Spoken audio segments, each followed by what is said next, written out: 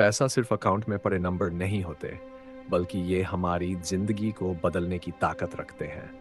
लेकिन क्या अमीर बनने के लिए सिर्फ ज्यादा कमाना जरूरी है, या फिर पैसे को सही तरीके से संभालना ज्यादा जरूरी है? आज की इस वीडियो में हम बात करेंगे मॉर्गन हाउसल की बेस्ट सेलर किताब द साइकोलॉजी ऑफ मनी के बारे में, जो बताती है कि पैसा कमाने से ज्यादा जरूरी होता है पैसे को समझना और उसे सही तरीके से संभालना। चलिए बिना किसी देरी के शुरू करते हैं। क्या पैसे पैसे को समझने की असली साइकोलॉजी।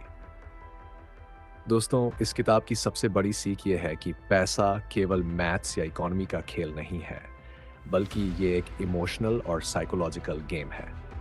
देखिए, दो लोग एक ही सैलरी कमा सकते हैं, लेकिन हो सकता है कि एक अमीर बन जाए और दूसरा हमेशा पैसों की तंगी में रहे।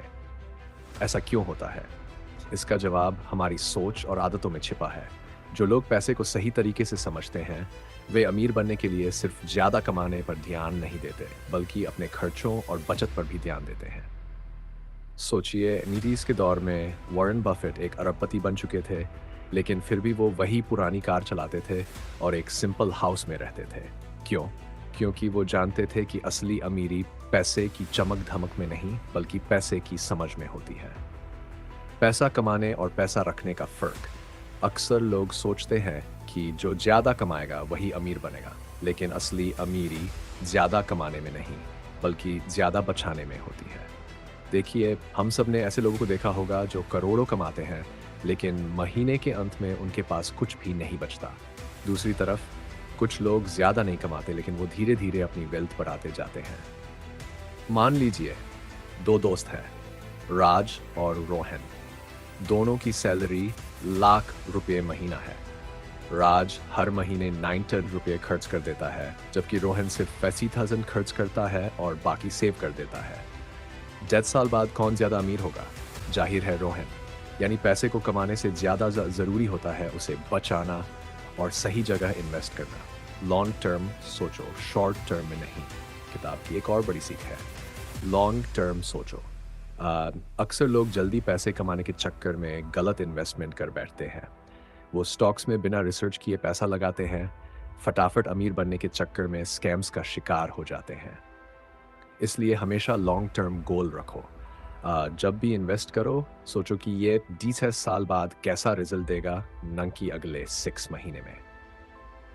वॉरेन बफेट की नेटवर्थ का 90% हिस्सा तब बढ़ा जब वो 60+ की उम्र में पहुंचे। यानी कंपाउंडिंग का असली जादू तब दिखता है जब आप लंबे समय तक धैर्य रखते हैं।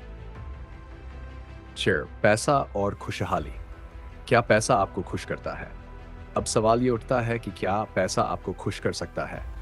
इसका जवाब है हाँ भी और नहीं भी।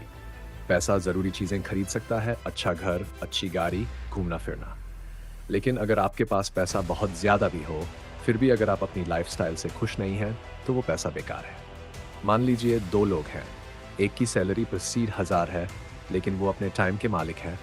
दूसरा 5 लाख कमाता है, लेकिन दिन रात ऑफिस में काम करता है। कौन ज्यादा खुश होगा? जाहिर है जिसे ज्यादा फ्रीडम मिलेगी। तो पैसा कमाने के साथ साथ ये भी सोचना जरूरी है कि वो पैसा आपको कैसे जीने का मौका दे रहा है।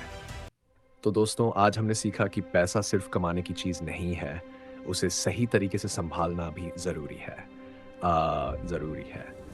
अगर आपको ये वीडियो पसंद आई हो तो लाइक और सब्सक्राइब जरूर करें, और कमेंट में बताइए कि आपको इस किताब की कौन सी सीख सबसे ज्यादा पसंद आई। मिलते हैं अगली वीडियो में। तब तक के लिए स्मार्ट इन्वेस्ट करो, समझदारी से खर्च करो और लाइफ एंजॉय करो।